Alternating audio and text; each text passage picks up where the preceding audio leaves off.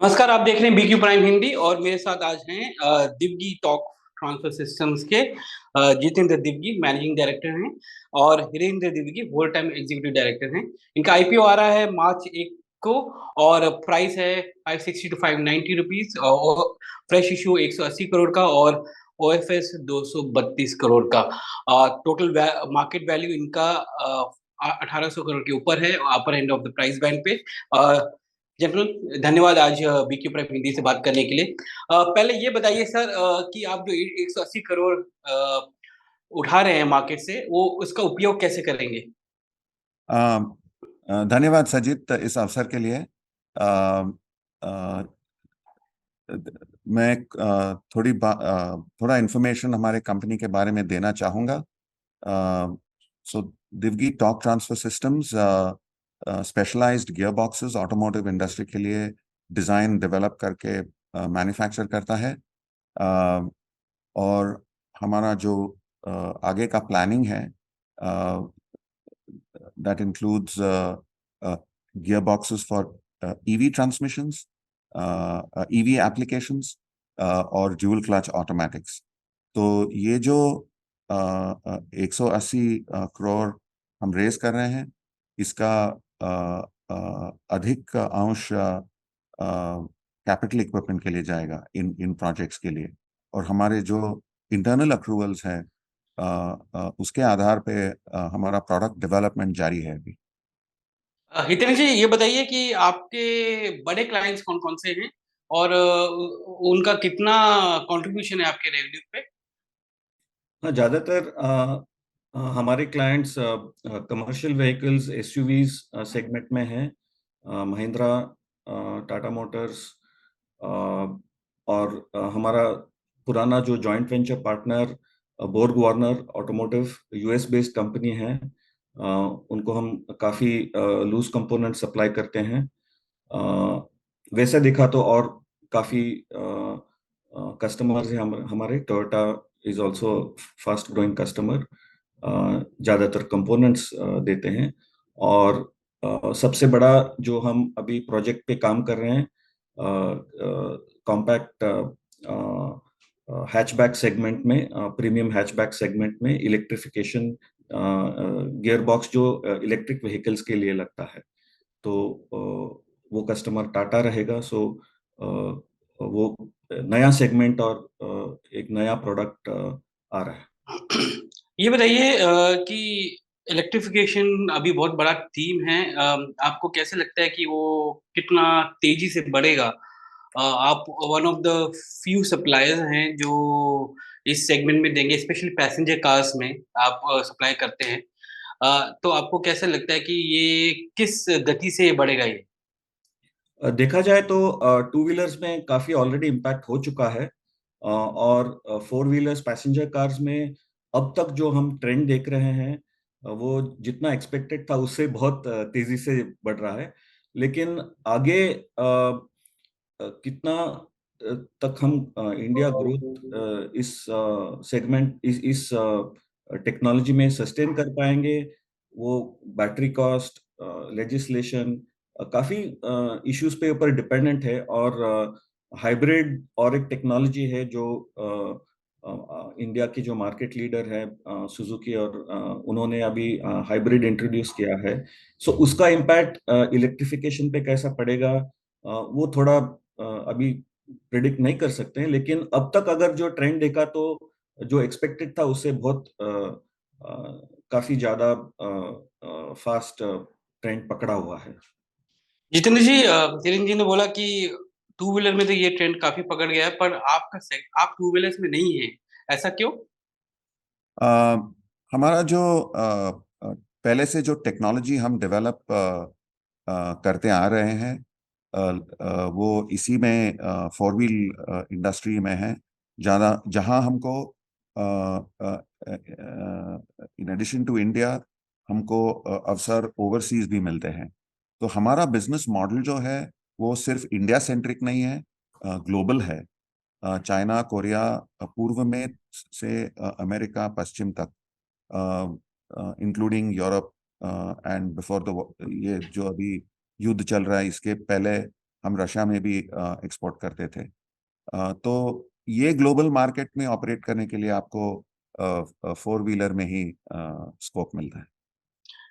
इसमें अगर आपका आरएचपी देखा जाए तो आपके टॉप 5 क्लाइंट में से 2 क्लाइंट्स ऐसे हैं जिनका रेवेन्यू कम हुआ है लास्ट 1 साल में। एक तो रशिया रशिया का ऑटोमोबाइल प्लेयर है, वो तो उम्मीद थी क्योंकि सैंक्शंस की वजह से काफी सब लोगों को इम्पैक्ट हुआ है। पर दूसरा जो है बॉज वार्नर का भी है, जहाँ पर वो काफी उनका रेवेन्यू कंट्रीब्यूशन हुआ करता था, पर अब वो कम हो रहा है। इन दोनों का जो रेवेन्यू कम हुआ है इस साल में FY23 में, इसको आप कैसे कंपनसेट करेंगे? क्या आपको पास इनफ डिमांड है कि इसका जो गैप बन रहा है उसको फिल भी करे और ग्रोथ भी आगे आए? हाँ, तो हमारा काफी डेवलपमेंट अभी चालू है। अ, अ, एक लाइफ साइकिल एंड होके नया लाइफ साइकिल पे हम शुरू कर रहे हैं।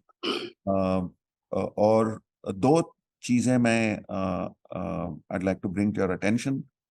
एक है ये जो डिसरप्शन हो रहा है इलेक्ट्रिफिकेशन के हवाले से ग्लोबली, और दूसरा जो चाइना प्लस वन अल्टरनेटिव पूरा you know global automotive industry जो ढूंढ रहा है। सो इस हवाले से दो बड़े अपॉर्चुनिटीज हमको मिल रहे हैं।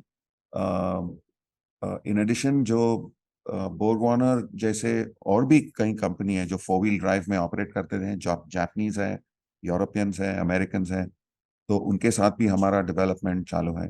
तो मैं समझता हूँ कि इसलिए हमारा ऑर्डर बुक अभी ये थोड़ा इनअप्रोप्रिएट होगा डिटेल्स अभी देने में, मगर मैं इतना कह सकता हूँ कि काफी डेवलपमेंट चालू है। सितंबर तिमाही के एंड में या दिसंबर तिमाही के एंड में आपका ऑर्डर बुक कितना था? हमने I would say we have quoted and won business of almost 200 crores. Okay. Hitendra ji, Jitendra ji ने बोला कि 2 लाइफ साइकिल्स, एक चेंज हो रहा है और एक नए लाइफ साइकिल में हम जा रहे हैं। जब भी ये ट्रांजिशन होता है एक लाइफ साइकिल आइस से ईवी जो होता है, हर बिजनेस में थोड़ा सा फ्लक्स आता है। उस फ्लक्स को आप कैसे मैनेज कर रहे हैं, मार्जिन के तौर पे या फिर continuity of revenue and revenue growth के तौर पे? हाँ, जैसे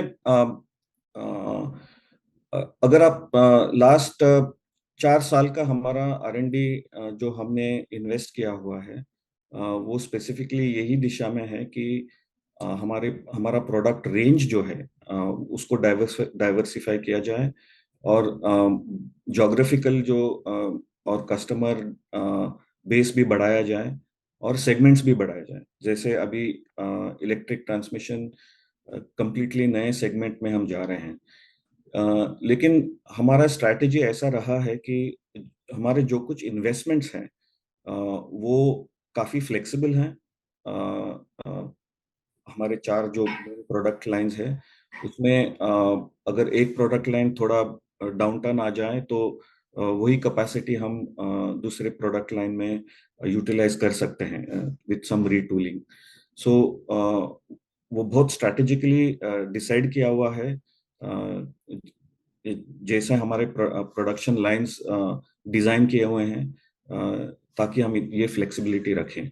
और ये ऑटोमोटिव इंडस्ट्री का ये साइकिल है कि हर 5-7 साल में जो ड्राइवलाइन होता है, जो मेन गियर बॉक्स और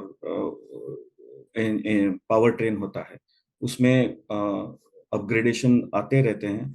और इसके कारण और उसका जो प्रोडक्ट डेवलपमेंट टाइम होता है, right from design to revenue realisation, वो काफी लंबा रहता है when you are at systems level. So ये कभी-कभी ऐसे ट्रांजिशन फेजेस आते हैं, लेकिन our business is very well prepared for that.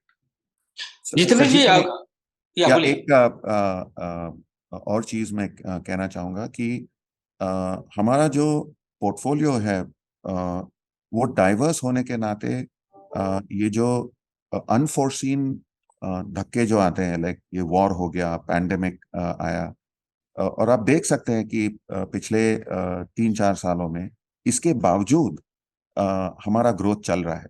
और अ, ये क्यों हुआ है? क्योंकि हमारी स्ट्रैटेजी वही थी कि एक किसी पे ना डिपेंड करें, प्रोडक्ट, एप्लीकेशन, कस्टमर और ज्योग्राफी, ये डिवर्सिफिकेशन होने का जो था हमारे पोर्टफोलियो में, उसका नतीजा ऐसे रहा है कि हमको ग्रोथ मिला है। डाइवर्सिफिकेशन की बात करें तो आपका जो रेवेन्यू कंसंट्रेशन है वो एक कंपनी से बहुत ज्यादा है, 70% से ज्यादा है महिंद्रा ग्रुप से, और उसमें प्रोडक्ट देखा जाए तो महिंद्रा थार है। अ, आप उसको कैसे डाइवर्सिफाई कर रहे हैं और उसको कैसे डीरिस्क कर रहे हैं? या अ, मैं इसमें थोड़ा एक ऐसा कमेंट करना चाहूंगा कि सिर्फ थार नहीं है, स्कॉर्पियो एन है, एक्सयूवी 700 है, काफी कंपोनेंट्स हैं सिर्फ महिंद्रा के पोर्टफोलियो में। इन एडिशन टू दिस, जैसे हिरेन ने कहा, हमारा ईवी प्रोडक्ट लाइन अभी लॉन्च हो रहा है, और वो एक अलग सा एक रेवेन्यू स्ट्रीम बनेगा अगले 2-3 महीने में। और एक्सपोर्ट्स में हमारा काफी काम चालू है। ईस्ट चाइना, कोरिया में, south east Asia, Europe, north America, including Mexico. तो मैं समझता हूँ कि इससे हमको काफी डिवर्सिफिकेशन मिलेगा। और हमारा दूसरा एक जो हमने डेवलपमेंट किया है एमजी मोटर्स के साथ इंडिया में, जहां हमारा सबसे advance technology, 4 wheel drive system, talk on demand, हमने डेवलप किया है, और अभी इट्स अंडर लॉन्च। नवंबर से वो शुरू हो गया है, और मैं समझता हूँ कि इस साल उसका फर्क दिखेगा हमको। तो आप कह रहे हैं कि जो आपके जो कस्टमर्स निकले हैं इस साल वो उसको कंपनसेट कर पाएगा बेसिकली। एब्सोल्युटली, तो एब्सोल्युटली। FY 24 में ये जो ट्रांसिशन है ये सब इन सब के रेवेन्यू रिफ्लेक्ट होने लगेंगे, और जैसे ही टाटा मोटर्स का ईवी पोर्टफोलियो बढ़ता है उसके आपका भी ईवी सेगमेंटल रेवेन्यू बढ़ता जाएगा। क्या टाटा मोटर्स के अलावा आपने और किसी और के साथ भी ईवी ट्रांसमिशन के लिए की बात की है, क्योंकि महिंद्रा का भी एक अच्छा ईवी पोर्टफोलियो है और हाँ, वो भी डेवलप कर रहे हैं।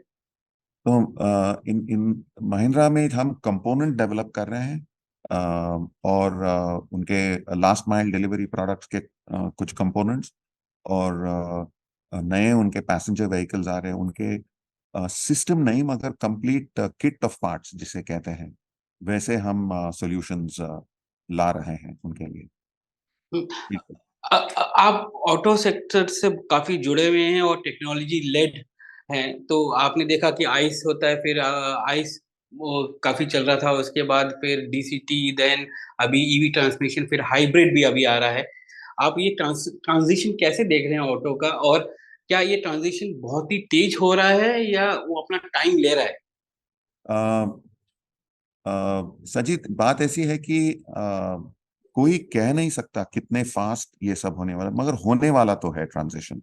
और इसलिए companies would be well advise कि आपकी एक स्ट्रैटेजी हो, आईसी को नर्चर करना है, उस पर ध्यान रखना है, और ईवी के लिए भी तैयारी करनी है। तो हमारा जो पोर्टफोलियो है और इन्वेस्टमेंट्स जो जा रहे हैं, ये ध्यान में रख कर हम कर रहे हैं। तो जब तक आईसीई चलेगा, हम उस सेगमेंट में रहेंगे। और जैसे ईवी बढ़ रहा है, तो वहाँ भी हमारा काफी प्रोपोर्शन रहेगा। मैं समझता हूँ कि अ, अगले 10, 12, 15 साल इंडिया में आईसीई रहेगा। जैसे हिरेन ने कहा, कॉस्ट ऑफ बैटरीज, इंफ्रास्ट्रक्चर, इसको वक्त लगेगा, मगर हमने अगर इंडिया का टेक्नोलॉजी अडेप्टेशन देखा तो India can surprise you, you know. तो इसलिए थोड़ा, यू नो, बदल तो होने वाला है, और हमको नहीं वो थोड़ा एजाइल रहना है इसके लिए। बिल्कुल, ये जो टेक्नोलॉजी सरप्राइज जो है काफी होता है, इसलिए मैं मेरा अगला सवाल जो था आपके कैपेक्स को लेके था। आपके आरएचपी के हिसाब से आपका जो अगला मैन्युफैक्चरिंग प्लांट है फोर्थ शिरवाल में, वो फुल्ली ऑपरेशनल एफआई 25 में ही हो पाएगा, क्योंकि आपका मेजर कैपेक्स उस समय एफआई 25 में आ रहा है। तो कैसे उम्मीद की जाए कि ये जो नेक्स्ट ग्रोथ है, मीन्स आप ईवी में तो जा ही रहे हैं और हाइब्रिड में जा रहे हैं, और उसके बाद जो नेक्स्ट वॉल्यूम ग्रोथ जो आएगा वो एफआई 26 से आएगा? नहीं, जैसे मार्केट अभी डेवलप हो रहा है, ये प्लांट हमारा एक्चुअली रेडी है अभी, और काफी हद तक अगले 2-3 महीने में ऑपरेशंस में जाएगा, असेंबली टेस्टिंग ऑपरेशंस के साथ, और हाउसिंग मशीनिंग जो लगता है गियर बॉक्सेस के लिए उसके साथ। कंपोनेंट्स तो हमारे दूसरे प्लांट्स से आएंगे वहाँ। तो मगर ये जो तेजी से जो मार्केट बढ़ रहा है, इससे हमको अनुमान आता है कि हमको ये हमारा इन्वेस्टमेंट स्केड्यूल थोड़ा जल्दी करना पड़ेगा। तो मैं समझता हूँ कि 25 से पहले ही हम ये ग्रोथ देखेंगे। फाइनली हितेंद्र जी, डिविडेंड पॉलिसी क्या रहेगी आपकी? आप कितना डिविडेंड देंगे शेयर होल्डर्स को? हमने आपने पढ़ा होगा आरएचबी में कि हमारा एक डिविडेंड पॉलिसी क्लियरली हमने वहाँ प्रेजेंट किया है, और ट्रैक रिकॉर्ड भी वैसे है। आप देखें तो बिटवीन 30 and 60% हमने दिया है, और मैं समझता हूँ कि इस साल भी हम वो मेंटेन कर सकते हैं।